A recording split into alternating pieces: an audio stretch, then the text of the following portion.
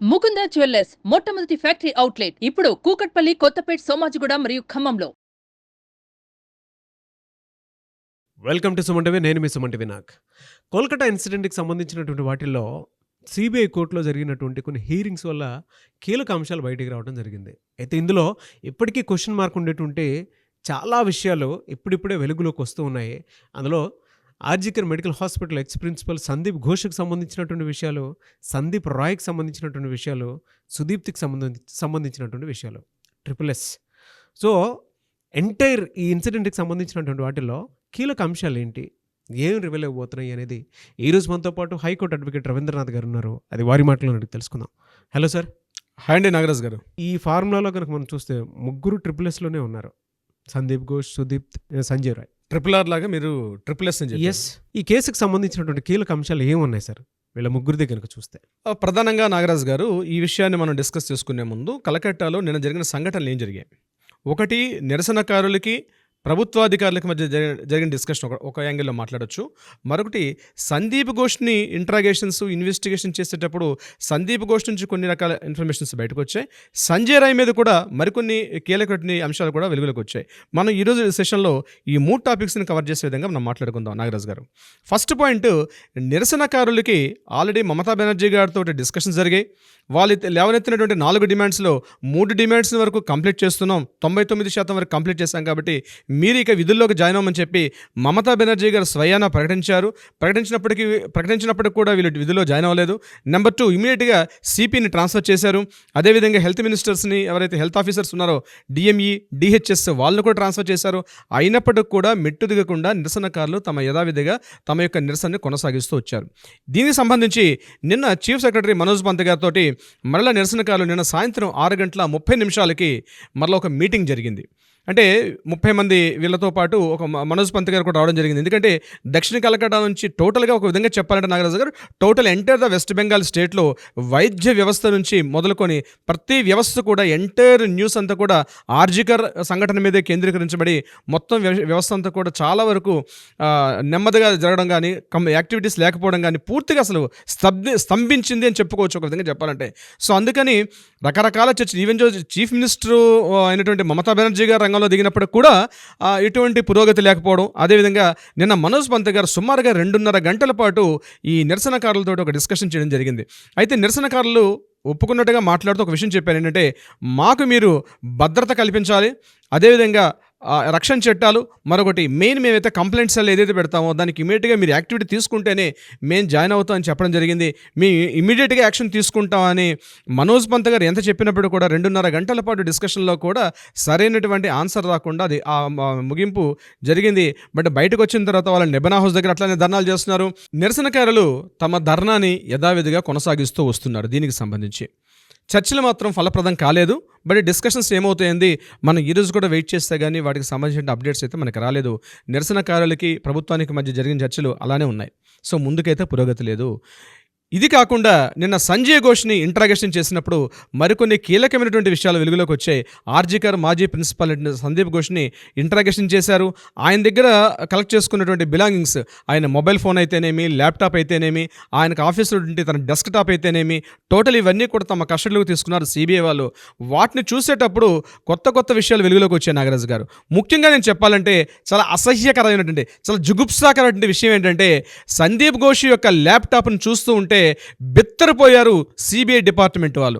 ముఖ్యంగా మహిళల యొక్క పూర్తి నగ్న చిత్రాలు, అర్ధనగ్న చిత్రాలు, అంటే హేతుబద్ధత లేనటువంటి కొన్ని చిత్రాలు చూసి ఆశ్చర్యపోవడం సిబిఐ వాళ్ళ యొక్క వంతైంది.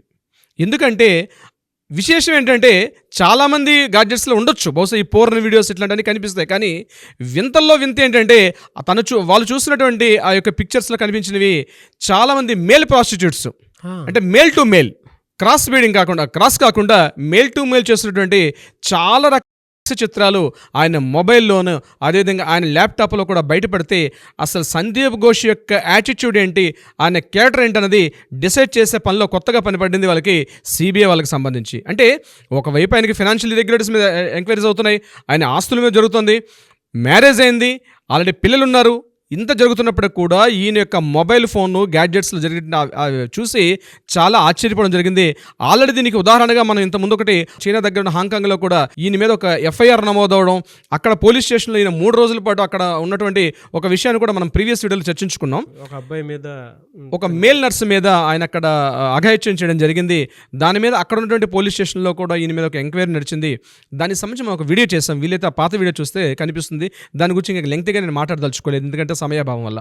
ఇకపోతే నాగరాజ్ గారు, సందీప్ ఘోష్ని ఈ రకంగా ఆ గాడ్జెట్స్లో కనిపించిన తర్వాత సందీప్ ఘోష్ ఇంటరాగేట్ చేసినప్పుడు పాలిగ్రాఫ్ టెస్ట్లో ఆయన మాట్లాడే విధానాల్ని, అంటే ఈ యొక్క సంఘటన మీద ఎలా ఆయన ఈ సంఘటనా స్థలాన్ని ఎలా ఆయన ఇంటరప్ట్ చేశాడు, ఆయన ఏ రకంగా సాక్ష్యాల్ని రూపుమాపు చేశాడనే విషయం మీరు చెప్తుంటే ఆయన మాత్రం పొంతలేని సమాధానాలు చెప్పడం, ఇక్కడ కనిపిస్తున్న విషయాలు, దీని మీద ఎంక్వైరీస్ చేస్తున్నారు. మనకు దొరికిన కొంతవరకు మనం మాట్లాడగలుగుతున్నాం. ఆన్ రికార్డులో కొంతే మాట్లాడుకోవాల్సి వస్తుంది కొన్ని సందర్భాన్ని బట్టి, ఎందుకంటే ఇది ఆల్రెడీ జ్యుడిషియర్లో ఉంది కాబట్టి, సిబిఐ ఎంక్వైరీస్ ఉంది కాబట్టి మనం కొంతవరకు మాట్లాడుకునే అవకాశం ఉంటుంది. మనం మెల్లమెల్లగా రిజల్ట్స్ వచ్చేటప్పుడు డెఫినెట్గా వీటిని అప్గ్రేడ్ చేసే అవకాశం ఉంటుంది. నెంబర్ 2, ఇక సంజయ్ రాయ్ విషయానికి వచ్చినట్లు మాట్లాడితే, సంజయ్ రాయ్ని ఇక్కడ కవితా సర్కారు ఏ రకంగా వెనకేసుకొస్తున్నారు అనే విషయం ఏంటంటే, నిన్న సుప్రీంకోర్టులో ట్రయల్స్లో భాగంగా నిన్న అక్కడ ఏం జరిగారు, ఇక్కడ మెయిన్ ఎవరైతే అభిజిత్ మండల్, తలా police station officer Abhijit Mandal, at the same time Sanjay Ghosh ఇద్దరు కలిసి ఈ సంఘటనా స్థలం ఎక్కడైతే సంఘటన జరిగిందో ఆ ప్రదేశాన్ని సాక్ష్యాలు లేకుండా ఎట్లా వాళ్ళు కంప్లీట్గా దాన్ని ట్యాంపరింగ్ చేశారు, వీటికి సంబంధించి ఆ విషయాన్ని తెలుసుకున్నటువంటి విషయంలో కవితా సర్కార్ గారు సుప్రీంకోర్టుకు ఒక లెటర్ వేయడం జరిగింది. ఆ లెటర్ ఏంటంటే, ఏదైతే సిబిఐ వాళ్ళు మీకు ఇచ్చినటువంటి సీల్డ్ కవర్ ఇన్ఫర్మేషన్ ఉందో దాన్ని తొందరగా బహిర్గతం చేయడం వల్ల విషయాలు బయటకు వస్తాయి. అసలు సంజయ్ రాయ్ని కూడా ఇమీడియట్గా నేర నిర్దూపణ అందులో వాళ్ళు ఏం విషయాలు తెలియాలని చెప్పి ఆవిడ ఒక రిక్విజిషన్ లెటర్ సుప్రీంకోర్టు పెట్టడం జరిగింది. అయితే సుప్రీంకోర్టు వాళ్ళు ఆ లెటర్ని రిజెక్ట్ చేశారు. ఎందుకంటే ఇవి అంటే పబ్లిక్ ఇంట్రెస్ట్ మ్యాటర్ కాబట్టి దీని మీద మేము రిలీజ్ చేయలేము, మీరు ఇంట్రాగేషన్స్ మీరు కంప్లీట్ చేయని చెప్పి కవితా సర్కార్కి వాళ్ళు అక్కడ నుంచి రిప్లై ఇవ్వడం జరిగింది. అయితే సంజయ్ రాయ్ని మాత్రం వాళ్ళు ఇంట్రాగేషన్ చేసినప్పుడు నేను సిబిఐ వాళ్ళు కంప్లీట్గా ఎప్పుడైతే సీల్డ్ కవర్ సబ్మిట్ చేసిన తర్వాత మళ్ళీ సంజయ్ రాయ్ని ఇంట్రాగేషన్ చేయడం జరిగింది సిబిఐ వాళ్ళు విత్ కవితా సర్కార్ వారి యొక్క పర్మిషన్, అంటే జ్యుడిషియల్ కస్టడీలో చేసినప్పుడు సంజయ్ రాయ్ మళ్ళీ కొత్తగా మాట్లాడుతుందంటే, నేను ఇందులో పార్టిసిపేట్ చేయలేదు, నాకు అసలు ఈ యొక్క హత్యకి ఈ యొక్క అత్యాచారానికి నాకు ఎటువంటి సంబంధం లేదు అని కవితా సర్కార్ గారు ఇచ్చినటువంటి ఫీడ్బ్యాక్ ఏదైతే ఉందో యాజ్ ఇట్ ఈజ్గా, అంటే మొదటి రోజు హత్య చేసి, అంటే మొదటి రోజు ఆయనకి ఆగస్టు 9, 10 తారీఖుల్లో ఆయన కస్టడీలో తీసుకునేటప్పుడు సంజయ్ రాయ్ తాలూకా బాడీ లాంగ్వేజ్, సంజయ్ రాయ్ తాలూకా మాట్లాడే విధానం, సంజయ్ రాయ్ తాలూకా బిహేవియర్, ప్రవర్తన ఈరోజు నిన్న సుప్రీంకోర్టు ట్రయల్స్లో భాగంగా నిన్న సంజయ్ రాయ్ మళ్ళీ సిబిఐ వాళ్ళు మాట్లాడినప్పటికీ చాలా వేరియేషన్స్ కనిపిస్తున్నాయి, చాలా డిఫరెన్షియేట్ కనిపిస్తుంది. నేను ఇంకా తప్పు చేయలేదు, నేను ఇంకా తప్పించుకోగలనటువంటి ఒక భావన ఆయనలో కనిపించే విధంగా ఉందని చెప్తున్నారు. ఈవెన్ అతన్ని జైల్లో పెట్టినప్పుడు కూడా ఆ జైల్లో ఉండే సెక్యూరిటీ వాళ్ళు కూడా మనకు వచ్చే వాళ్ళు బయటకు చెప్పేది ఏంటంటే, సంజయ్ రాయ్ చాలా సేఫ్టీగా ఫీల్ అవుతున్నాడు, అంత బెరుకుతనం లేదు, ఆ భయం చేసినటువంటి ఒక తప్పిదతంలో లేదు. కాబట్టి సంజయ్ రాయ్ ఈ విషయాన్ని కవితా సర్కార్ చాలా ప్రొటెక్ట్ చేసుకొస్తున్నారు. బట్ ఇది ఏమైనప్పటికీ సుప్రీంకోర్టు నెక్స్ట్ ఇచ్చినటువంటి ఏదైతే హీరింగ్స్ ఉన్నాయో, ఏదైతే సుప్రీంకోర్టు జడ్జిమెంట్కి వచ్చేది ముందు రోజు మాత్రం డెఫినెట్గా మాత్రం ఇది చాలా కాంట్రవర్షియల్ అవుతుందని వాళ్ళు చెప్పడం జరిగింది. అయితే నేను అనుకోవడం ఏంటంటే, నెక్స్ట్ వీక్ వరకల్లా సుప్రీంకోర్టు ఏదైతే తీర్పు ఇచ్చే సందర్భంలో ఇది డెఫినెట్గా మాత్రం ఇది గొప్ప నేషనల్ ఇష్యూ అయ్యే అవకాశం ఉంటుంది. దీని ఎంత వీలైతే అంత తీవ్రత తగ్గించే ప్రయత్నంలో మమతా బెనర్జీ గారు కూడా ఒక ప్రయత్నం చేస్తున్నారని మనకు విషయం అర్థమవుతుంది. ఇకపోతే తన పార్టీ ఎమ్మెల్యే అయినటువంటి టీఎంసీ లీడర్ అయినటువంటి సుదీప్తో రాయి, నిన్న మనం ఆల్రెడీ మాట్లాడుకున్నాం, ఆయన ఇంటిని, ఆయన హాస్పిటల్ని, అట్ ద సేమ్ టైం ఒక మెడికల్ డీలర్ ఒక మెడికల్ డీలర్ని కూడా, ఎవరైతే వీళ్ళకి ఈ యొక్క మెడిసిన్ సప్లై చేసిన డీలర్ని కూడా వీళ్ళు రైడింగ్ చేయడం జరిగింది. ఈడీ వాళ్ళు రైడింగ్ చేశారు. అందులో కూడా విస్తుగొలిపే విషయాలు మీకు చెప్తే నంబర్ కట్టల డాక్యుమెంట్స్, పేపర్స్ అవన్నీ కూడా గవర్నమెంట్ రెవెన్యూ రికార్డ్స్ డిపార్ట్మెంట్లో ఎన్ని రకాల DCM 407 నేను చెప్పాను మీకు. అదే ఒక గవర్నమెంట్ రెవెన్యూ డిపార్ట్మెంట్లో ఎన్ని దస్త్రాలు అయితే ఉంటాయో, ఎన్ని పేపర్స్ అయితే ఉంటాయో, కట్టలు బయటకు మోసుకొస్తుంటే ఆ ఫోటోలు లోకల్ పేపర్లో చూసి, నేషనల్ పేపర్ కవర్ చేయట్లేదు కానీ లోకల్ మీడియా వాళ్ళు ప్రతిదీ అప్డేట్ చేస్తున్నారు. అవి చూసి విస్తుపోయారు.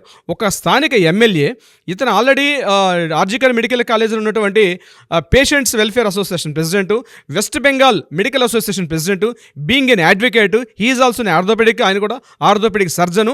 ఒక డాక్టర్ ఒక ఎమ్మెల్యే గుండి ఇన్ని రకాల డాక్యుమెంటేషన్స్ తన ఆఫీసులో తన ఇంట్లో పెట్టుకుని ఏం చేస్తున్నాడు అన్న విషయమే తీవ్ర తీవ్ర చర్చలు జరుగుతున్నాయి దాని మీద. అయితే ఇవి సిబిఐ వాళ్ళు ఎప్పుడే చదువుతారో, ఈ డాక్యుమెంట్స్ ఎప్పుడు డీకోడ్ చేస్తారో, వాళ్ళకి అర్థం కాని అంటే అంతు పట్టనటువంటి ఒక చెదపుట్టన తవ్వితే ఎన్ని రకాల చెదపురుగులు వస్తాయో ఆ రకంగా ఆయన ఇంటి నుంచి వస్తుంటే దసరాలు చూస్తుంటే ఆశ్చర్యపోవడం సిబిఐ వాళ్ళ ఉంటుంది నాగరాజు గారు. కానీ ఇందులో మీరు చెప్పిన దాని ప్రకారం నాకు చూస్తే అండి ఒకటి అనిపించింది. కవితా సర్కార్ సంజయ్ రాయ్ తరపున ఉన్నటువంటి న్యాయవాది ఆ సిబిఐ సీల్డ్ కవర్లో ఏముంది మొత్తం బయటికి తీయండి అని అంటే దాని తర్వాత కేసు మిస్లీడ్ చేద్దాం అనుకునేటువంటి ఆలోచన కూడా అనుకోవచ్చు కదా న్యాయం కంటే కూడా. సార్ అంటే ఇందులో చాలా కోణాలు ఉన్నాయి సార్. ఒక్కొక్క విమెన్ అయ్యి ఉండి కవితా సర్కార్ అనేటువంటి ఒక అడ్వకేట్ ఇలాంటి ఇన్సిడెంట్ జరిగినప్పుడు తన వంతుగా తను చేయాల్సినటువంటి కొన్ని కృషి కూడా ఉంటుంది. బట్ అక్యూజ్డ్ ఎవరైతే ఉంటారో ఆ పర్సన్నే బయటికి తీసుకొద్దాం అనుకున్నటువంటి ఆలోచన ఏదైతే ఉంటుందో దాని మీద రకరకాల స్పెక్యులేషన్స్ అయితే డెఫినెట్గా వస్తాయి, ఉంటాయి కూడా, no doubt. Social point of view నుంచి చూసినప్పుడు కూడా చాలా ఉంటాయి. ఈవిడ చేయాల్సిన బాధ్యతగా ఆవిడ చేస్తే ఓకే, అంతేగాని సీల్డ్ కవర్లో ఏముందో మాకు చెప్పండి అని అంటే దీనికి అంటే సంబంధించి సిబిఐ వాళ్ళు ఇది గ్యాంగ్ రేప్ కాదు అని ఎప్పుడైతే వాళ్ళు నిన్న సెల్డా కోర్టులో సిబిఐ వాళ్ళు ఒక స్టేట్మెంట్ ఇవ్వడం జరిగిందో, బహుశా దీని మీద కవితా సర్కార్ గారు స్పీడప్ చేశారు తన యాక్టివిటీని కూడా. ఏం జరుగుతుందో మనకి తొందరలో తెలుస్తుంది నాగరాజ్ గారు. ఎస్, బట్ ఏదేమైనా అండి, we want justice, we demand justice. And Kavita Sarkar అనేటువంటి న్యాయవాది ఎవరైతే ఉన్నారో వారి గురించి ఏమనుకుంటున్నారు అనేది కింద కామెంట్ బాక్స్లో మనం ఇది చేసుకున్నా కూడా తెలుస్తుంది. మన కేసు ఫాలో అయ్యేటువంటి వాళ్ళకి చూద్దామండి ఏ విధంగా ఉంటుంది. Anyways thank you so much Ravindranath గారు. Thank you so much Nagaraj గారు.